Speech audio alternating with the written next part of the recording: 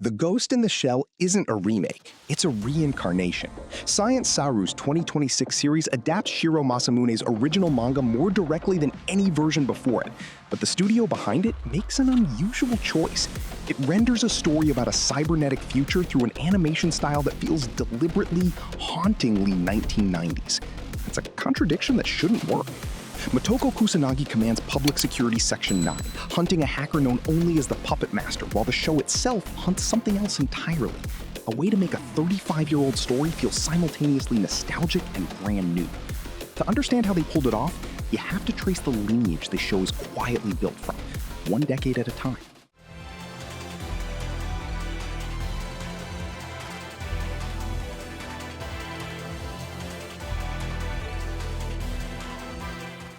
Every cyberpunk anime made after 1988 is in conversation with one film, whether it admits it or not. Before Section 9, before the Puppet Master, before ghosts and shells entered the genre's vocabulary, there was a motorcycle sliding across neon-slicked asphalt and a city eating itself alive. This is where the visual language of the genre, the fused bodies, the corroded megacities, the sense that technology and flesh were quietly merging into something neither human nor machine, was first drawn, frame by unforgettable frame.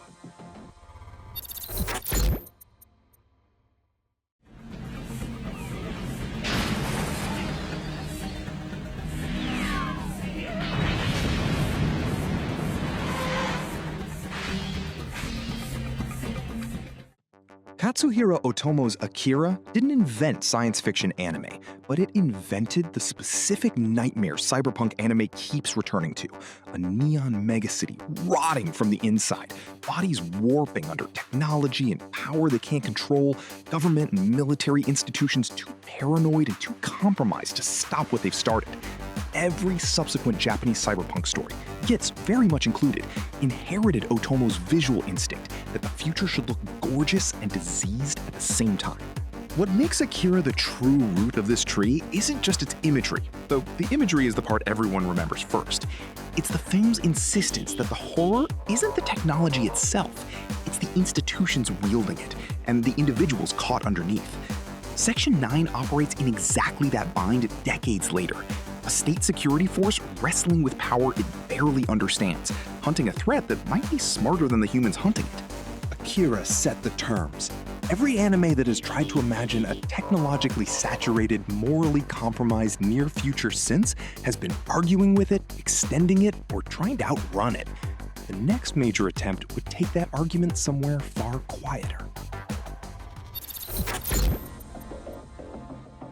7 years after Akira, one director took cyberpunk anime's loud, kinetic dread and slowed it down to something closer to a held breath. Where the genre's founding text screamed, this one whispered. Long silences, still water, the camera more interested in architecture than explosions. It gave the genre its most enduring question, one that a new studio would eventually decide to ask all over again, in an entirely different voice.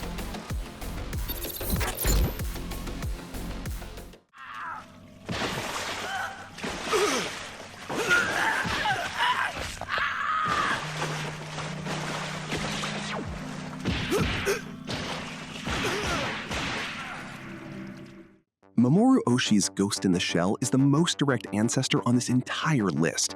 It's not an influence on the 2026 series, it's the same manga, filtered through a different sensibility 3 decades earlier. Oshii took Shirow's dense, digressive, often comedic source material and stripped it down to something contemplative and cold. Long philosophical silences, a Kusanagi defined by existential doubt rather than swagger, a Tokyo rendered as beautiful and empty as a held thought. That interpretation became so influential, reshaping how a generation of filmmakers thought about consciousness, embodiment, and artificial intelligence, that it's easy to forget it was always just one reading of the material, not the only one. The 2026 series' choice to go back to Shirow's manga and rediscover its humor and momentum isn't a rejection of Oshii's film so much as an acknowledgement that his interpretation, however towering, was never the whole story. The question Oshii's film left hanging in the air, what survives when the shell keeps changing, is exactly the question the genre's next major evolutions would keep trying to answer, from increasingly unstable angles. By the mid-2000s, a different director was asking a related question from an entirely different direction.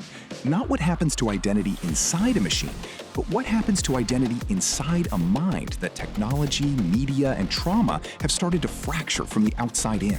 The result looked less like a spy thriller and more like a waking nightmare with a news ticker running underneath it, and it would prove just as influential on the generation of animators coming up behind it. This whole place is nothing but a big lie! It's all just a lie.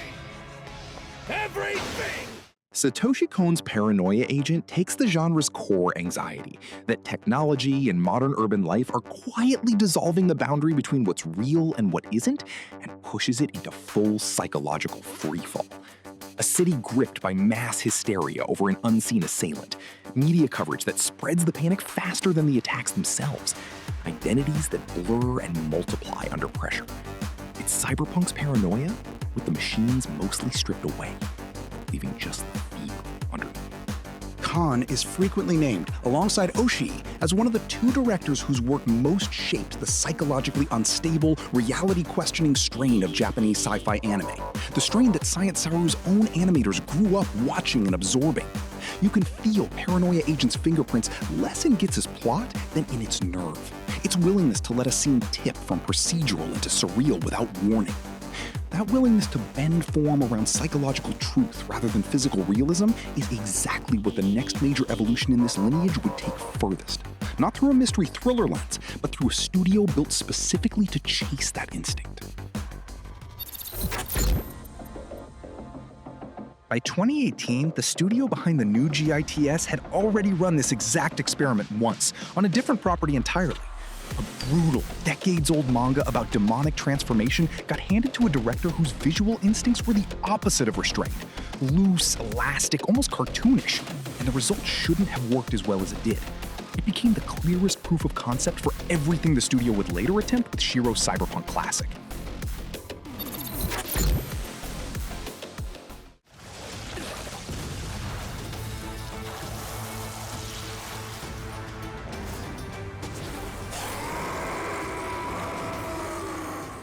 Devilman Crybaby, directed by Masaaki Yuasa at Science SARU, took Go Nagai's ultra-violent 1972 manga and rendered it in a style built on fluid, exaggerated character animation more associated with comedy than horror. Then let that friction become the point. The tenderness of the character designs made the violence and grief hit harder, not softer. It was the studio's clearest public statement that serious genre material and playful visual style aren't opposites. They're a combination that can unlock feeling a straighter adaptation would miss. That's the exact same bet the 2026 Gits makes, just aimed at a different genre. Where Devilman Crybaby used elastic animation to intensify horror and heartbreak, The Ghost in the Shell uses it to intensify melancholy. And, per the people who made it, restore the comedic voice Shirow's original manga always had, but prior adaptations mostly sanded off. Two adaptations, one studio, one shared theory of what stylization is actually for. The studio's most recent hit before this one would take that same theory somewhere even bigger, and much, much funnier. 1 year before Section 9 hit screens again, this same studio had its biggest commercial breakout yet, a supernatural action comedy that swung wildly between slapstick, dread, and sincere emotional stakes without ever losing the thread. It proved at a scale the studio had never hit before that audiences would follow tonal whiplash if the craft underneath it was confident enough. That confidence is exactly what a 35-year-old cyberpunk manga needed to feel alive again.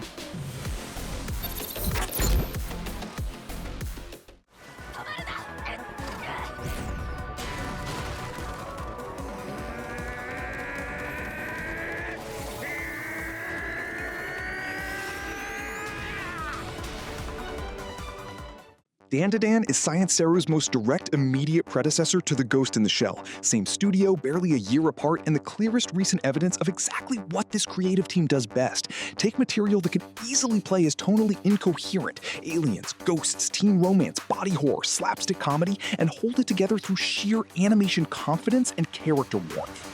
It's not a cyberpunk story, but it's the studio's proof of concept for the exact move critics are now praising in Gits: full commitment to visual looseness and comedic timing inside a genre that should demand grim seriousness, without ever undercutting the emotional or narrative stakes underneath.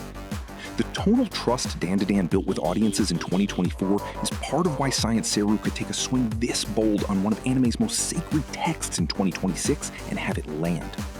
From Otomo's founding nightmare, through Oshii's contemplative reading, through Kone's psychological fracture, through the studio's own genre experiments, the line arrives here.